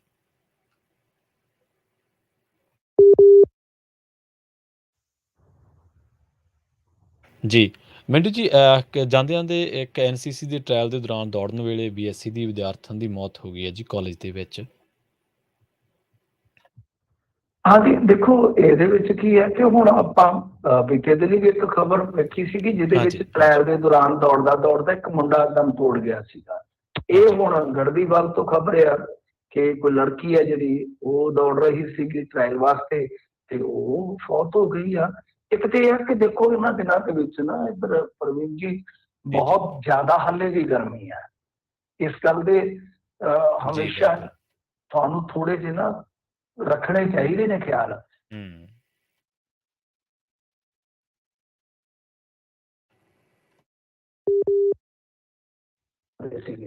ਹਾਂਜੀ ਮੇਰੀ ਆਵਾਜ਼ ਆ ਰਹੀ ਹੈ? ਹਾਂਜੀ ਮਿੰਟੂ ਜੀ ਆ ਰਹੀ ਹੈ ਜੀ। ਹਾਂਜੀ ਮੈਂ ਕਿਹਾ ਹੁਣ ਦੇਖੋ ਬੱਚਿਆਂ ਦੀਆਂ ਖੁਰਾਕਾਂ ਵਗੈਰਾ ਵੀ ਜਿਹੜੀਆਂ ਨੇ ਬਦਲ ਗਈਆਂ ਨੇ। ਬਿਲਕੁਲ ਜੀ। ਜੀ ਮਿੰਟੂ ਜੀ ਬਹੁਤ ਬਹੁਤ ਧੰਨਵਾਦ ਤੁਹਾਡਾ ਇਹਨਾਂ ਖਾਸ ਜਾਣਕਾਰੀਆਂ ਦੇ ਲਈ। ਕਿਤੇ ਨਾ ਕਿਤੇ ਸਾਰਾ ਕੁਝ ਚੱਲਦਾ ਹੈ। ਹਾਂਜੀ ਜੀ ਮਿੰਟੂ ਜੀ ਤੁਸੀਂ ਕੈਰੀ ਔਨ ਕਰ ਲਓ, ਤੁਹਾਡੀ ਆਵਾਜ਼ ਬੰਦ ਹੋ ਗਈ ਸੀ, ਨਹੀਂ ਆ ਰਹੀ ਸੀ। ਅੱਛਾ ਮੇਰੀ ਆਵਾਜ਼ ਬੰਦ ਹੋ ਗਈ ਸੀ, ਚਲੋ ਠੀਕ ਹੈ ਹੁਣ ਦੱਸ ਦੇਣਾ ਜੇ ਸਹੀ ਹੈ ਜੀ। ਤਾਂ ਦੇਖੋ ਗੱਲ ਕੀ ਹੈ, ਜਿਹੜੀ ਆਪਾਂ ਗੱਲ ਕਰ ਰਹੇ ਸੀ ਮੇਰੇ ਖਿਆਲ ਦੇ ਨਾਲ ਕੋਈ ਡਿਸਟਰਬਿੰਗ ਆ ਰਹੀ ਹੈ ਤੇ ਆਪਾਂ ਗੱਲ ਨੂੰ ਦੁਬਾਰਾ ਥੋੜਾ ਕਰ ਦਿੰਨੇ ਕਿ ਬਈ ਦੇਖੋ ਇਸ ਮਸਲੇ ਦੇ ਵਿੱਚ ਇਹ ਥੋੜਾ ਵੇਖਣਾ ਪਏਗਾ ਪ੍ਰਬੰਧਕਾਂ ਨੂੰ। ਇੱਕ ਤੇ ਗਰਮੀ ਹੈ ਇਹਨਾਂ ਦਿਨਾਂ ਚ ਵੀ ਬਹੁਤ ਹੈ, ਇੱਕ ਬੱਚਿਆਂ ਦਾ ਸਟੈਮਿਨਾ ਉਹ ਪਹਿਲਾਂ ਵਾਲਾ ਨਹੀਂ ਹੈਗਾ, ਖੁਰਾਕਾਂ ਪਹਿਲਾਂ ਵਾਲੀਆਂ ਨਹੀਂ ਹੈਗੀਆਂ। ਸੋ ਆ ਜਿਹੜਾ ਫਾਸਟ ਫੂਡ ਵਗੈਰਾ ਇਹ ਰੋਕਣਾ ਪਏਗਾ। ਇਹਨਾਂ ਚੀਜ਼ਾਂ ਦੇ ਵਿੱਚ ਇਹਨਾਂ ਚੀਜ਼ਾਂ ਦੇ ਵਿੱਚ ਸਾਡਾ ਨੁਕਸਾਨ ਹੈ। ਸਾਡਾ ਜਿਹੜਾ ਖੁਰਾਕੀ ਸੱਭਿਆਚਾਰ ਹੈ, ਸਾਡਾ ਰਹਿਣ ਸਹਿਣ ਸਾਰਾ ਕੁਝ ਤਬਦੀਲ ਹੋ ਗਿਆ। ਨਹੀਂ ਤੇ ਇਹੋ ਜਿਹੀਆਂ ਕਦੇ ਮੌਤਾਂ ਨਹੀਂ ਸਨ ਹੁੰਦੀਆਂ, ਜੀ, ਜੂਨ ਜੁਲਾਈ ਦੇ ਵਿੱਚ ਕੰਪੀਟੀਸ਼ਨ ਹੁੰਦੇ ਸਨ। ਜੀ। ਸਕੂਲੀ ਮੁਕਾਬਲੇ ਜ਼ਿਆਦਾਤਰ ਜਿਹੜੇ ਹੁੰਦੇ ਨਾ ਜੋਨਲ ਵਗੈਰਾ ਦੇ ਹੁੰਦੇ ਗਰਮੀਆਂ 'ਚ ਨੇ ਹੂੰ, ਸ਼ੁਰੂਆਤ ਤੋਂ ਹੀ। ਤਾਂ ਇਹ ਬੜੀ ਮੰਦਭਾਗੀ ਗੱਲ ਹੈ ਸਾਡੇ ਵਾਸਤੇ, ਸੋਚਣ ਦਾ ਵਿਸ਼ਾ ਹੈ। ਇਕੱਲਾ ਇਹ ਨਹੀਂ ਹੈ ਕਿ ਚਲੋ ਅਸੀਂ ਸੋਗਮਈ ਹੋ ਜਾਈਏ, ਜੀ। ਜਾਂ ਮੈਂ ਤੁਹਾਨੂੰ ਦੋ ਮੌਤਾਂ ਦਾ ਹਵਾਲਾ ਦਿੱਤਾ ਕਿ ਆ ਹੂੰ, 4-5 ਦਿਨ ਪਹਿਲਾਂ ਇੱਕ ਨੌਜਵਾਨ ਫੌਜ ਦੇ ਟ੍ਰਾਇਲ ਦੇ ਵਿੱਚ ਇਸੇ ਤਰ੍ਹਾਂ ਦਮ ਤੋੜ ਗਿਆ ਸੀਗਾ। ਇਹ ਜੀ, ਸਾਡੇ ਵਾਸਤੇ ਸੋਚਣ ਵਿਚਾਰਨ ਦਾ ਵਿਸ਼ਾ ਹੈ ਕਿ ਸਾਡੇ ਬੱਚੇ ਇੰਨੇ ਕਿਉਂ ਕਮਜ਼ੋਰ ਪੈ ਰਹੇ ਨੇ, ਕੀ ਕਾਰਨ ਆ, ਕਿਉਂ ਇਸ ਤਰ੍ਹਾਂ ਦੇ ਮਤਲਬ ਕਿ ਟ੍ਰਾਇਲਸ ਜਿਹੜੇ ਕਿ ਆਮ ਅੱਗੇ ਹੁੰਦੇ ਹੀ ਸੀਗੇ, ਉਹਨਾਂ ਦੇ ਵਿੱਚ ਦਮ ਤੋੜਿਆ ਜਾ ਰਿਹਾ ਬੱਚਿਆਂ ਨੂੰ। ਜੀ, ਜੀ। ਮਿੰਟੂ ਜੀ ਬਹੁਤ-ਬਹੁਤ ਧੰਨਵਾਦ ਤੁਹਾਡਾ ਇਹਨਾਂ ਖਾਸ ਜਾਣਕਾਰੀਆਂ ਦੇ ਲਈ। ਜੀ। ਜੀ। ਸੋ ਪ੍ਰੋਗਰਾਮ ਦੇ ਪਹਿਲੇ ਹਿੱਸੇ ਦੇ ਵਿੱਚ ਆਪਣੇ ਨਾਲ ਜੁੜੇ ਸਨ ਮਿੰਟੂ ਗੁਰਸਰੀਆ ਜੀ, ਜਿਨ੍ਹਾਂ ਦੇ ਨਾਲ ਆਪਾਂ ਕਈ ਅਹਿਮ ਖਬਰਾਂ ਨੂੰ ਲੈ ਕੇ ਚਰਚਾ ਕੀਤੀ ਹੈ। ਵੇਲਾ ਹੋ ਚੱਲਾ ਹੈ ਇੱਕ ਛੋਟੀ ਜਿਹੀ ਬ੍ਰੇਕ ਦੇ ਲਈ ਰੁਕਣ ਦਾ। ਬ੍ਰੇਕ ਤੋਂ ਪਾਰ ਕੁਛ ਅਹਿਮ ਖਬਰਾਂ ਬਾਰੇ ਚਰਚਾ ਕਰਾਂਗੇ। ਪਹਿਲੀ ਗੱਲ ਇਹ ਹੈ ਕਿ ਆਪਾਂ ਲੰਘੇ ਦਿਨੀਂ ਚਰਚਾ ਕੀਤੀ ਸੀ ਕਿ ਵਿਜੀਲੈਂਸ ਬਿਊਰੋ ਨੂੰ ਕਈ ਮਾਮਲਿਆਂ ਦੇ ਵਿੱਚ ਪ੍ਰਵਾਨਗੀ ਨਹੀਂ ਮਿਲ ਰਹੀ, ਤੇ ਹੁਣ ਭਗਵੰਤ ਮਾਨ ਨੇ ਵਿਜੀਲੈਂਸ ਬਿਊਰੋ ਨੂੰ ਜਿਹੜੀ ਹੈ ਉਹ ਜਾਂਚ ਦੀ ਪ੍ਰਵਾਨਗੀ ਦਿੱਤੀ ਹੈ, ਪਰ ਇਹ ਸੰਜਾਈ ਘੁਟਾਲੇ ਦੇ ਵਿੱਚ ਦਿੱਤੀ ਹੈ। ਉਸ ਤੋਂ ਬਾਅਦ ਰੇਤ ਖੱਡਾਂ ਦੀ ਜਿਹੜੀ ਨਿਲਾਮੀ ਹੈ, ਉਹਨਾਂ ਦੀ ਨਿਆਂਇਕ ਜਾਂਚ ਹੋਊਗੀ ਹੁਣ। ਤੇ ਡਰੱਗ ਮਾਫੀਆ ਨੇ ਪੰਜਾਬ ਦੇ ਵਿੱਚ ਇੱਕ ਮਾਂ ਪੁੱਤ ਨੂੰ ਨਿਰਵਸਤਰ ਕਰਕੇ ਕੁੱਟਿਆ। ਬੜੀ ਮੰਦਭਾਗੀ ਜਿਹੜੀ ਖਬਰ ਹੈ, ਤੇ ਨਾਬਾਲਗ ਧੀ ਦੇ ਵੀ ਸੱਟਾਂ ਮਾਰੀਆਂ। ਡਰੱਗ ਮਾਫੀਆ ਦੀ ਹੁਣ ਜਿਹੜੀ ਪੰਜਾਬ ਦੇ ਵਿੱਚ ਆਪਾਂ ਕਹਿ ਲਈਏ ਕਿ ਜ਼ੁਰਤ ਆ, ਉਹ ਹੁਣ ਘਰਾਂ ਤੱਕ ਆ ਪਹੁੰਚੀ ਹੈ। ਪਹਿਲਾਂ ਤਾਂ ਕਾਨੂੰਨ ਨੂੰ ਚੈਲੰਜ ਸੀ, ਹੁਣ ਪਰਿਵਾਰਾਂ ਨੂੰ ਵੀ ਜਿਹੜਾ ਇੱਕ ਤਰੀਕੇ ਨਾਲ ਆਮ ਬੰਦੇ ਨੂੰ ਵੀ ਚੈਲੰਜ ਹੋ ਗਿਆ। ਸੋ ਖੈਰ, ਇੱਥੇ ਆਪਾਂ ਬ੍ਰੇਕ ਦੀ ਲਈ ਰੁਕਦੇ ਹਾਂ। ਬ੍ਰੇਕ ਤੋਂ ਪਾਰ ਇਹਨਾਂ ਤਿੰਨ ਅਹਿਮ ਖਬਰਾਂ ਨੂੰ ਲੈ ਕੇ ਚਰਚਾ ਜ਼ਰੂਰ ਕਰਾਂਗੇ। ਜੁੜੇ ਰਹੋ ਪੰਜਾਬੀ ਰੇਡੀਓ USA ਦੇ ਨਾਲ।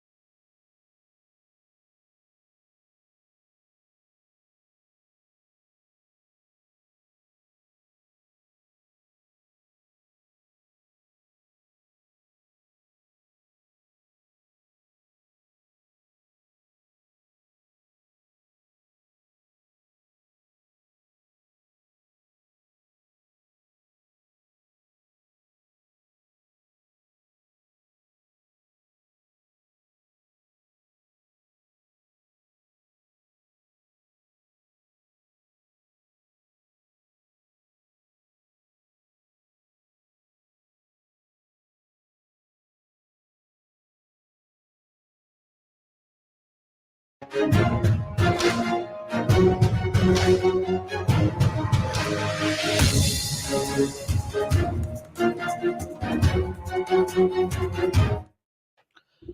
ਤੋਂ ਬਾਅਦ ਇੱਕ ਵਾਰ ਮੁੜ ਤੋਂ ਤੁਹਾਡਾ ਸਾਰਿਆਂ ਦਾ ਸਵਾਗਤ ਹੈ। ਪ੍ਰੋਗਰਾਮ ਖਬਰ ਤੇ ਨਜ਼ਰ ਦੇ ਵਿੱਚ ਤੁਸੀਂ ਜੁੜੇ ਹੋਏ ਹੋ ਪੰਜਾਬੀ ਰੇਡੀਓ USA ਦੇ ਨਾਲ। ਪ੍ਰੋਗਰਾਮ ਦੇ ਇਸ ਹਿੱਸੇ ਦੇ ਵਿੱਚ ਅੱਗੇ ਵਧਦੇ ਹਾਂ ਤੇ ਗੱਲ ਕਰਦੇ ਹਾਂ ਕੁਝ ਹੋਰ ਅਹਿਮ ਖਬਰਾਂ ਨੂੰ ਲੈ ਕੇ। ਸ਼ੁਰੂਆਤ ਕਰਦੇ ਹਾਂ ਸਿੰਜਾਈ ਘੁਟਾਲੇ ਤੋਂ। ਪੰਜਾਬ ਤੇ ਹਰਿਆਣਾ ਹਾਈ ਕੋਰਟ ਦੇ ਵਿੱਚ ਚੁਣੌਤੀ ਮਿਲਣ ਤੋਂ ਬਾਅਦ ਪੰਜਾਬ ਦੀਆਂ ਕਰੀਬ 250 ਖਨੇਤ ਖੱਡਾਂ ਦੀ ਨਿਲਾਮੀ ਦਾ ਮਾਮਲਾ ਵੀ ਇਸ ਵੇਲੇ ਨਿਆਇਕ ਜਾਂਚ ਦੇ ਘੇਰੇ ਦੇ ਵਿੱਚ ਆ ਗਿਆ। ਇਸ ਤੋਂ ਪਹਿਲਾਂ ਸਿੰਜਾਈ ਘੁਟਾਲੇ ਦੀ ਗੱਲ ਕਰਾਂਗੇ। ਹੁਣ ਪੰਜਾਬ ਦੇ ਮੁੱਖ ਮੰਤਰੀ ਭਗਵੰਤ ਮਾਨ ਨੇ ਅਕਾਲੀ ਭਾਜਪਾ ਸਰਕਾਰ ਦੇ ਸਮੇਂ ਹੋਏ ਕਥਿਤ ਬਹੁ ਕਰੋੜੀ ਸਿੰਜਾਈ ਘੁਟਾਲੇ ਦੇ ਮਾਮਲੇ ਦੇ ਵਿੱਚ ਸਿਆਸਤਦਾਨਾਂ ਅਤੇ ਸੇਵਾ ਮੁਕਤ ਨੌਕਰਸ਼ਾਹਾਂ ਦੀ ਤਫਤੀਸ਼ ਨੂੰ ਪ੍ਰਵਾਨਗੀ ਦੇ ਦਿੱਤੀ ਹੈ।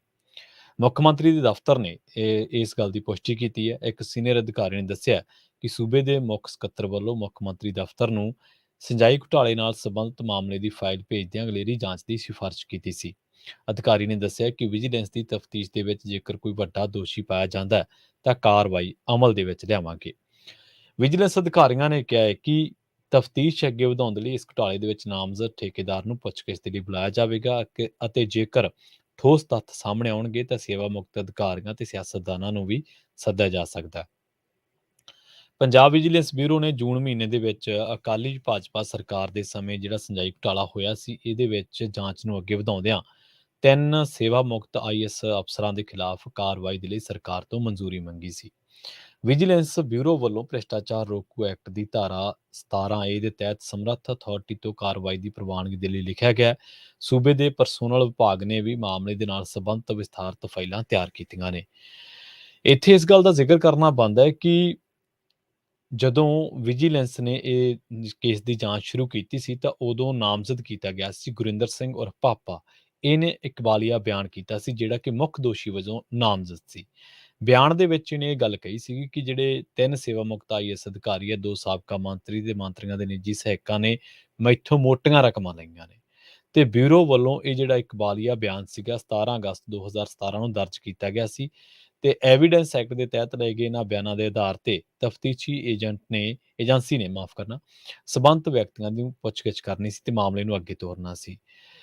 ਜਿਹੜਾ ਬਿਆਨ ਇਹਨੇ ਦਿੱਤਾ ਸੀ ਗੁਰਿੰਦਰ ਸਿੰਘ ਨੇ ਭਾਪੇ ਨੇ, ਜਿਹੜਾ ਕਿ ਠੇਕੇਦਾਰ ਸੀਗਾ ਉਦੋਂ, ਜੇ ਮੈਂ ਗਲਤ ਨਾ ਹੋਵਾਂ ਤਾਂ ਉਹਨੇ ਇਹ ਗੱਲ ਕਹੀ ਸੀ ਕਿ ਇੱਕ ਜਿਹੜਾ ਰਿਟਾਇਰਡ ਅਧਿਕਾਰੀ ਆ ਉਹਨੂੰ 5 ਕਰੋੜ, ਦੂਜੇ ਨੂੰ 8.5 ਕਰੋੜ ਤੇ ਤੀਜੇ ਨੂੰ 7 ਕਰੋੜ ਰੁਪਏ ਦੀ ਰਿਸ਼ਵਤ ਦੇਣਾ ਮੰਨਿਆ ਸੀਗਾ ਤੇ ਵੱਡੇ ਗੱਫੇ ਦਿੱਤੇ ਸੀ ਸਾਬਕਾ ਮੰਤਰੀਆਂ ਤੇ ਉਹਨਾਂ ਦੇ ਨਿੱਜੀ ਸਹਾਇਕਾਂ ਨੂੰ। ਇਹ ਅਕਾਲੀ ਦਲ ਭਾਜਪਾ ਵੇਲੇ ਦੀ ਗੱਲ ਹੈ।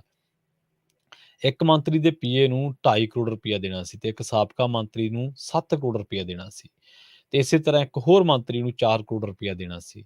ਵਿਜੀਲੈਂਸ ਦੀ ਜਿਹੜੀ ਤਫਤੀਸ਼ ਉਹ ਇਹ ਗੱਲ ਕਹਿੰਦੀ ਹੈ ਕਿ 2006-7 ਦੇ ਦੌਰਾਨ ਗੁਰਿੰਦਰ ਸਿੰਘ ਠੇਕੇਦਾਰ ਦੀ ਕੰਪਨੀ ਦੀ ਸਾਲਾਨਾ ਆਮਦਨ ਸਿਰਫ 4 ਕਰੋੜ ਰੁਪਏ ਸੀ, ਜੋ ਕਿ ਸਾਲ 2016-17 ਦੇ ਵਿੱਚ ਵੱਧ ਕੇ 300 ਕਰੋੜ ਹੋ ਗਏ। ਸਾਲ 2006-7 ਦੇ ਵਿੱਚ 4 ਕਰੋੜ, 16-17 ਦੇ ਵਿੱਚ ਵੱਧ ਕੇ 300 ਕਰੋੜ। ਹੁਣ 6-7 ਤੋਂ ਲੈ ਕੇ 17 ਤੱਕ ਸਰਕਾਰ ਕਿਹਦੀ ਸੀ, ਇਹ ਤੁਸੀਂ ਆਪੇ ਅੰਦਾਜ਼ਾ ਲਾ ਲਓ, ਦੱਸਣ ਦੀ ਲੋੜ ਨਹੀਂ ਹੈ। ਖੈਰ ਇਹ ਇਸ ਤਰ੍ਹਾਂ ਹੋਇਆ ਸਾਰਾ ਕੁਝ ਕਿ ਜਿਹੜੇ ਵੱਡੇ ਟੈਂਡਰ ਸੀ, ਵੱਡੇ ਕੰਮਕਾਰ ਸੀ, ਉਹ ਇਸ ਕੰਪਨੀ ਨੂੰ, ਇਸ ਠੇਕੇਦਾਰ ਨੂੰ ਦਿੱਤੇ ਜਾਣ ਲੱਗੇ ਤੇ ਇਹਨੇ ਫਿਰ ਆਪਣੇ ਤਰੀਕੇ ਦੇ ਨਾਲ ਕੰਮ ਕੀਤੇ। ਵਿਜੀਲੈਂਸ ਦੀ ਤਫਤੀਸ਼ ਦੇ ਵਿੱਚ ਇਹ ਵੀ ਗੱਲ ਸਾਹਮਣੇ ਆਈ ਹੈ ਕਿ ਠੇਕੇਦਾਰ ਨੂੰ ਲਗਭਗ 1000 ਕਰੋੜ ਰੁਪਏ ਦੇ ਟੈਂਡਰ ਅਲਾਟ ਹੋਏ, ਜਿਹੜੇ ਕਿ ਵਿਭਾਗੀ ਰੇਟਾਂ ਦੇ ਨਾਲੋਂ 10 ਤੋਂ ਲੈ ਕੇ 50% ਵੱਧ ਰੇਟਾਂ ਤੇ ਦਿੱਤੇ ਗਏ ਤੇ ਪ੍ਰਬੰਧਨ ਫੰਡਾਂ ਦੀ ਵਰਤੋਂ ਸਮੇਂ ਅਦਾਇਗੀਆਂ CSR ਰੇਟਾਂ ਦੇ ਮੁਤਾਬਕ ਕਰਨਾ ਜ਼ਰੂਰੀ ਸੀ, ਪਰ ਠੇਕੇਦਾਰ ਗੁਰਿੰਦਰ ਸਿੰਘ ਨੂੰ ਲਾਭ ਪਹੁੰਚਾਉਣ ਦੇ ਲਈ ਇਹ ਵੱਧ ਰੇਟਾਂ ਤੇ ਠੇਕੇ ਅਲਾਟ ਕੀਤੇ ਗਏ, ਜਿਸ ਕਰਕੇ ਸਰਕਾਰੀ ਖਜ਼ਾਨੇ ਨੂੰ ਵੱਡਾ ਵਿੱਤੀ ਘਾਟਾ ਪੈਂਦਾ ਰਿਹਾ। ਖੈਰ, ਹੁਣ ਤੁਸੀਂ ਦੇਖੋ, ਜਦੋਂ ਅਕਾਲੀ ਭਾਜਪਾ ਸਰਕਾਰ ਆਈ ਹੈ ਤੇ ਜੇ ਮੈਂ ਗਲਤ ਨਾ ਹੋਵਾਂ ਤਾਂ 80,000 ਕਰੋੜ ਰੁਪਏ ਦਾ ਉਦੋਂ ਪੰਜਾਬ ਸਿਰ ਕਰਜ਼ਾ ਸੀ ਤੇ ਜਦੋਂ ਗਏ ਆ ਉਦੋਂ 1 ਲੱਖ 70-80 ਹਜ਼ਾਰ ਕਰੋੜ ਰੁਪਏ ਦਾ ਕਰਜ਼ਾ ਸੀ ਪੰਜਾਬ ਸਿਰ। ਜਦੋਂ ਕੈਪਟਨ ਸਾਹਿਬ ਗਏ ਫਿਰ ਹੋ ਗਿਆ ਉਹ ਵੱਧ ਕੇ 2,70,000 ਕਰੋੜ। ਮਤਲਬ 10 ਸਾਲਾਂ ਦੇ ਵਿੱਚ ਜਿੰਨਾ ਅਕਾਲੀਆਂ ਨੇ ਚੜਾਇਆ ਕਰਜ਼ਾ ਪੰਜਾਬ ਦੇ ਸਿਰ, ਕਹਿ ਲਓ, ਮੋਟਾ ਜਿਹਾ ਅੰਦਾਜ਼ਾ ਹੈ। ਇਹ ਕਨਫਰਮ ਜਿਹੜੀਆਂ ਨੇ ਉਹ ਫਿਗਰਸ ਨਹੀਂ, ਪਰ ਮੇਰਾ ਇੱਕ ਅੰਦਾਜ਼ਾ ਹੈ। ਤਾਂ ਉਹਨਾਂ ਕੈਪਟਨ ਸਾਹਿਬ ਨੇ 5 ਸਾਲਾਂ ਦੇ ਵਿੱਚ ਚੜ੍ਹਾਤਾ। ਲੋਕ ਕਹਿੰਦੇ ਕਿ ਤੁਸੀਂ ਕਿਸੇ ਨੂੰ ਵੀ ਕਹਿੰਦੇ ਨੇ ਜਦੋਂ ਕੋਈ ਕ੍ਰਿਟਿਸਿਜ਼ਮ ਕਰਦਾ ਬਾਦਲ ਸਰਕਾਰ ਦਾ, ਕੈਪਟਨ ਸਰਕਾਰ ਦਾ, ਆਪਾਂ ਝੁਰਦੇ ਰਹਿੰਦੇ ਹਾਂ ਕਿ ਪੰਜਾਬ ਕਰਜ਼ਈ ਕਿਵੇਂ ਹੋ ਗਿਆ ਯਾਰ? ਪੰਜਾਬ ਦਾ ਪੈਸਾ ਗਿਆ ਕਿੱਥੇ? ਪੰਜਾਬ ਦਾ ਪੈਸਾ ਪਿਆ। ਜਦੋਂ ਹਜ਼ਾਰ-ਹਜ਼ਾਰ ਕਰੋੜ ਰੁਪਈਆ ਟੈਂਡਰ ਅਲਾਟ ਹੁੰਦੇ ਆ ਜਿਨ੍ਹਾਂ ਨੂੰ, ਜਦੋਂ ਉਹਨਾਂ ਨੂੰ ਵਿਭਾਗੀ ਰੇਟਾਂ ਨਾਲੋਂ 10 50% 10 ਤੋਂ ਲੈ ਕੇ 50% ਵੱਧ ਰੇਟਾਂ ਤੇ ਕਰੀ ਚੱਲਾਂਗੇ ਤੇ ਪੰਜਾਬ ਦਾ ਕੀ ਬਣੂਗਾ? ਤੁਸੀਂ ਇਹ ਦੇਖੋ ਵੀ ਆਪਾਂ ਸਿਆਸਤਦਾਨਾਂ ਨੂੰ ਉਹਨਾਂ ਦਾ ਕ੍ਰਿਟਿਸਿਜ਼ਮ ਕਰਦੇ ਹਾਂ ਕਿ ਯਾਰ ਫਲਾਂ ਮੰਤਰੀ ਸੀ, ਫਲਾਂ ਸਰਕਾਰ ਸੀ, ਉਹਨੇ ਆਹ ਕਰਤਾ, ਉਹਨੇ ਆਹ ਕਰਤਾ, ਆਹ ਕਰਤਾ, ਉਹ ਹੋਣਾ ਚਾਹੀਦਾ ਹੈ। ਪਰ ਅਫ਼ਸਰਸ਼ਾਹੀ ਤੁਸੀਂ ਦੇਖੋ, ਅਫ਼ਸਰਸ਼ਾਹੀ ਜੇਕਰ ਵਜ਼ੀਫਾ ਘੁਟਾਲਾ ਹੋਇਆ, ਅਫ਼ਸਰਸ਼ਾਹੀ ਦਾ ਨਾਂ ਆਇਆ। ਜੇਕਰ ਜੰਗਲਾਤ ਘੁਟਾਲਾ ਹੋਇਆ, ਅਫ਼ਸਰਸ਼ਾਹੀ ਦਾ ਵਿੱਚ ਨਾਂ ਬੋਲਿਆ। ਜੇਕਰ ਸਿੰਜਾਈ ਘੁਟਾਲਾ ਹੋਇਆ, ਅਫ਼ਸਰਸ਼ਾਹੀ ਦਾ ਨਾਂ ਬੋਲਿਆ। ਹੁਣ ਅਫ਼ਸਰਸ਼ਾਹੀ ਦਾ ਨਾਂ ਜਿਹੜੀ ਆਹ ਭਾਰਤ ਭੂਸ਼ਣ ਆਸ਼ੂ ਵਾਲੀ ਜਿਹੜੀ ਵਿਜੀਲੈਂਸ ਜਾਂਚ ਕਰ ਰਹੀ ਹੈ ਘੁਟਾਲੇ ਵਾਲੀ, ਟੈਂਡਰ ਘੁਟਾਲੇ ਵਾਲੀ, ਉਹਦੇ ਵਿੱਚ ਵੀ ਨਾਂ ਬੋਲਦਾ ਹੈ। ਮਤਲਬ ਕਿ ਉਹ ਕਿਹੜਾ ਘੁਟਾਲਾ ਪੰਜਾਬ ਦਾ ਜਿਹਦੇ ਵਿੱਚ ਪੰਜਾਬ ਦੀ ਅਫ਼ਸਰਸ਼ਾਹੀ ਦਾ ਰੋਲ ਨਹੀਂ ਰਿਹਾ। ਪਿਛਲੇ ਦਿਨੀਂ ਪੰਜਾਬੀ ਟ੍ਰਿਬਿਊਨ ਨੇ ਇੱਕ ਬਹੁਤ ਵਧੀਆ ਸੀਰੀਜ਼ ਕੀਤੀ ਸੀ ਕਿ ਜਿਹੜੇ ਅਫ਼ਸਰਾਂ ਨੇ ਨਾਲੇ ਤਾਂ ਉੱਥੇ ਤਨਖਾਹਾਂ ਲਈਆਂ, ਨਾਲੇ ਭੱਤੇ ਲਏ, ਸਾਰਾ ਕੁਛ ਲਿਆ ਤੇ ਬਾਹਰਲੇ ਦੇਸ਼ਾਂ 'ਚ ਉੱਥੋਂ ਪੰਡਾਂ ਭਰ-ਭਰ ਕੇ ਬਾਹਰਲੇ ਦੇਸ਼ਾਂ 'ਚ ਕਾਰੋਬਾਰ ਸੈੱਟ ਕਰ ਲਏ, ਇੱਥੇ ਪੀਆਰ ਲੈ ਲਈ ਤੇ ਕੰਮ ਕਾਰੋਬਾਰ ਇੱਥੇ ਵੀ ਕੀਤੇ, ਪੈਨਸ਼ਨਾਂ ਜੋ ਭੱਤੇ ਲਾਭ ਜੋ ਮਿਲਦਾ, ਦੋਵਾਂ ਥਾਵਾਂ ਤੋਂ ਲਏ ਉਹਨਾਂ ਨੇ, ਜੇਬਾਂ ਭਰ ਲਈਆਂ। ਲੁੱਟਿਆ ਕਿਹਨੂੰ? ਪੰਜਾਬ ਨੂੰ। ਹੁਣ ਪੰਜਾਬ ਵਿਚਾਰਾ ਕਰਜ਼ਈ ਹੋਣਾ ਸੀਗਾ। ਜਿਹੜੇ ਚਲਾਉਣ ਵਾਲੇ ਸੀ, ਜਦੋਂ ਵਾੜ ਹੀ ਖੇਤ ਨੂੰ ਖਾਣ ਲੱਗ ਪਈ ਤੇ ਖੇਤ ਵਿਚਾਰਾ ਕੀ ਕਰੂਗਾ? ਸੋ ਇਹ ਕਰਜ਼ਾ ਐਂ ਨਹੀਂ ਵਧਿਆ। ਅੱਜ ਸਾਡਾ ਹਰ ਜੰਮਦਾ ਬੱਚਾ ਲੱਖ ਰੁਪਈਏ ਦਾ ਕਰਜ਼ਾਈ ਹੈ। ਮਾਫ਼ ਕਰਨਾ ਸਵੇਰ ਦਾ ਟਾਈਮ ਆ ਤੇ ਇਹ ਗੱਲ ਬੜੀ ਸਾਨੂੰ ਔਖ ਨਾਲ ਕਹਿਣੀ ਪੈਂਦੀ ਜਦੋਂ ਅਸੀਂ ਇਹ ਗੱਲਾਂ ਕਰਦੇ ਹਾਂ, ਪੰਜਾਬ ਦੇ ਪਰਸਪੈਕਟਿਵ ਤੋਂ। ਅੱਜ 3 ਲੱਖ ਕਰੋੜ ਰੁਪਏ ਦੀ ਅਸੀਂ ਕਰਜ਼ਾਈ ਹਾਂ ਤੇ ਬਾਵਜੂਦ ਇਹਦੇ ਅੱਜ ਵੀ ਸਾਡੇ ਆਦਤ ਸਾਰੇ ਪੰਜਾਬੀਆਂ ਨੂੰ ਮੁਫ਼ਤਖੋਰੀ ਦੀ ਹੈ। ਅਸੀਂ ਕਹਿੰਦੇ ਹਾਂ ਕਿ ਜਿੰਨਾ ਸਰਕਾਰ ਦਿੰਦੀ ਹੈ ਲੈ ਲਓ, ਸਾਨੂੰ ਕੋਈ ਗਾਂ ਦਾ ਕੋਈ ਟੈਨਸ਼ਨ ਨਹੀਂ। ਪਰ ਅਫ਼ਸਰਸ਼ਾਹੀ ਦਾ ਤੁਸੀਂ ਦੇਖੋ ਕਿ ਜਿੰਨੇ ਪੰਜਾਬ ਦੇ ਬਹੁਤ ਚਰਚਿਤ ਘੁਟਾਲੇ ਆ ਕਰੋੜਾਂ ਰੁਪਈਏ ਦੇ, ਉਹਨਾਂ ਦੇ ਵਿੱਚ ਉਹ ਕਿਹੜਾ ਘੁਟਾਲਾ ਜਿਹਦੇ ਵਿੱਚ ਪੰਜਾਬ ਦੀ ਅਫ਼ਸਰਸ਼ਾਹੀ ਦਾ ਰੋਲ ਨਹੀਂ ਹੈ। ਸੋ ਇਹ ਠੀਕ ਹੈ, ਆ ਜਿਹੜੀ ਚਿੱਟੀ ਸਿਉਂਕ ਆ, ਚਿੱਟ ਕੱਪੜੀਏ ਆ ਜਿਹੜੇ ਨੇਤਾ, ਇਹ ਤਾਂ 5 ਸਾਲਾਂ ਬਾਅਦ ਬਦਲ ਜਾਂਦੇ ਆ, ਵਾਰੀਆਂ ਬੰਨ੍ਹ ਕੇ ਲੁੱਟਦੇ ਆ। 5 ਸਾਲਾਂ ਬਾਅਦ ਕੋਈ ਥੋੜ੍ਹਾ ਲੁੱਟਣ ਵਾਲਾ ਤਾਂ ਆਉਂਦਾ ਨਹੀਂ, ਉਦੋਂ ਜ਼ਿਆਦਾ ਲੁੱਟਣ ਵਾਲਾ ਹੀ ਆਉਂਦਾ ਹੈ। ਪਰ ਇਹ ਤਾਂ 30-30 35-35 ਸਾਲ ਲੁੱਟਦੇ ਆ ਤੇ 30-30 35-35 ਸਾਲਾਂ ਦੇ ਵਿੱਚ ਕੱਲ੍ਹ ਵੀ ਖਬਰ ਇੱਕ ਸਾਂਝੀ ਕੀਤੀ ਸੀ ਜਿਹਦੇ ਵਿੱਚ ਦੱਸਿਆ ਗਿਆ ਸੀਗਾ ਕਿ ਜੰਗਲਾਤ ਜਿਹੜਾ ਘੁਟਾਲਾ ਹੋਇਆ ਉਹਦੇ ਵਿੱਚ ਅਫ਼ਸਰਸ਼ਾਹੀ ਦਾ ਕੀ ਰੋਲ ਹੈ? ਕਹਿੰਦੇ ਸੁੱਕੀਆਂ ਲੱਕੜਾਂ ਹੀ ਨਹੀਂ ਛੱਡੀਆਂ ਇਹਨਾਂ ਨੇ, ਜੋੜੀਆਂ ਤੱਕ ਤੇ ਲਵਾ ਲਿਆ ਆਪਦੀਆਂ ਕੋਠੀਆਂ ਚੰਡੀਗੜ੍ਹ ਦੇ ਵਿੱਚ।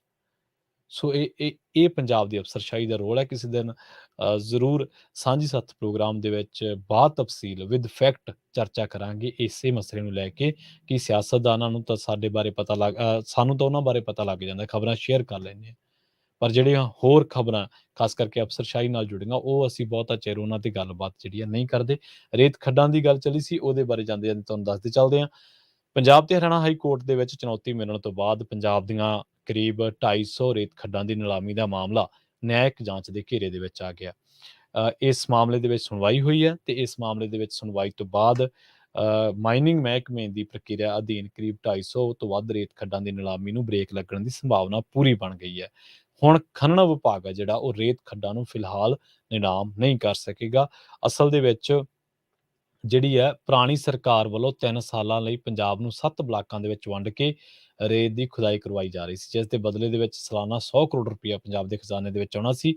ਸਰਕਾਰੀ ਖਜ਼ਾਨੇ ਨੂੰ ਹਾਲੇ ਤੱਕ ਇਹਦੇ ਵਿੱਚੋਂ ਸਿਰਫ 93 ਕਰੋੜ ਰੁਪਏ ਪ੍ਰਾਪਤ ਹੋਇਆ, ਜਦੋਂ ਕਿ 113 ਕਰੋੜ ਰੁਪਇਆ ਆਰਬਿਟ੍ਰੇਸ਼ਨ ਦੇ ਵਿੱਚ ਫਸਿਆ ਹੋਇਆ ਤੇ ਪੰਜਾਬ ਸਰਕਾਰ ਨੇ ਹੁਣ 4 ਬਲਾਕ ਤਾਂ ਕੈਂਸਲ ਕਰ ਦਿੱਤੇ ਹੈ, ਜਦੋਂ ਕਿ ਪਠਾਨਕੋਟ, ਗੁਰਦਾਸਪੁਰ ਤੇ ਲੁਧਿਆਣਾ ਦੇ ਬਲਾਕ ਹਾਲੇ ਵੀ ਚੱਲ ਰਹੇ ਹੈ। ਇਹਨਾਂ ਬਲਾਕਾਂ ਦੇ ਵਿੱਚ ਰੇਤ ਦੀ ਜਿਹੜੀ ਖੁਦਾਈ ਹੋ ਰਹੀ ਹੈ ਉਹਦੇ ਵਿੱਚ ਕਿਤੇ ਵੀ ਜ਼ਿਲ੍ਹਾ ਸਰਵੇ ਰਿਪੋਰਟ ਤਿਆਰ ਨਹੀਂ ਕੀਤੀ ਗਈ, ਜਿਸ ਨੂੰ state environment impact assessment authority ਨੇ ਪ੍ਰਵਾਨਗੀ ਦੇਣੀ ਹੁੰਦੀ ਹੈ। ਸੋ ਹੁਣ ਉਸ ਤੋਂ ਬਾਅਦ ਫਿਰ ਰੇਤ ਬਜਰੀ ਦੇ ਭਾਅ ਵਧਣ ਦੀ ਸੰਭਾਵਨਾ ਪੂਰੀ ਹੈ। ਪਿਛਲੇ ਦਿਨੀ ਪੰਜਾਬ ਦੇ ਰਾਜਪਾਲ ਨੇ ਬਨਵਾਰੀ ਲਾਲ ਪ੍ਰੋਹਤ ਨੇ ਰੇਤ ਖੱਡਾਂ ਦੀ ਦੌਰਾ ਕੀਤਾ ਸੀ ਔਰ ਅਸੀਂ ਦੇਖੋ ਸਾਨੂੰ ਇਹ ਕਹਿਣਾ ਪੈਣਾ ਕਿ ਜਿੱਥੇ ਸਾਡੇ ਪਹਾੜ ਖੋਦੇ ਜਾ ਰਹੇ ਹੈ ਉਹ ਰੁਕਣੇ ਚਾਹੀਦੇ ਹੈ। ਇੱਥੋਂ ਤੱਕ ਕਿ ਸਰਹੱਦ ਤੱਕ ਵੀ ਮਾਫੀਆ ਚਲਾ ਗਿਆ। ਇਹ ਗੱਲਾਂ ਸੁਣਨ ਦੇ ਵਿੱਚ ਆਈਆਂ ਨੇ ਕਿ ਭਾਰਤ ਪਾਕਿਸਤਾਨ ਸਰਹੱਦ ਦੇ ਵਿੱਚ ਸਰਹੱਦ ਦੇ ਨੇੜੇ ਮਾਫੀਆ ਚਲਾ ਗਿਆ। ਰੱਬ ਨਾ ਕਰੇ ਕੱਲ ਨੂੰ ਉੱਥੇ ਕੋਈ ਤੇਜ਼ ਆਵਾਜਾਈ ਕਰਨੀ ਪਵੇ ਤਾਂ ਉੱਥੇ ਹੋਣੀ ਨਹੀਂ। ਇੰਨਾ ਫਰਕ ਪੈ ਗਿਆ, ਸੜਕਾਂ ਤੋਂ 20-20 30-30 ਫੁੱਟ ਡੂੰਘੀਆਂ ਖੱਡਾਂ ਚਲੀਆਂ ਗਈਆਂ ਨੇ।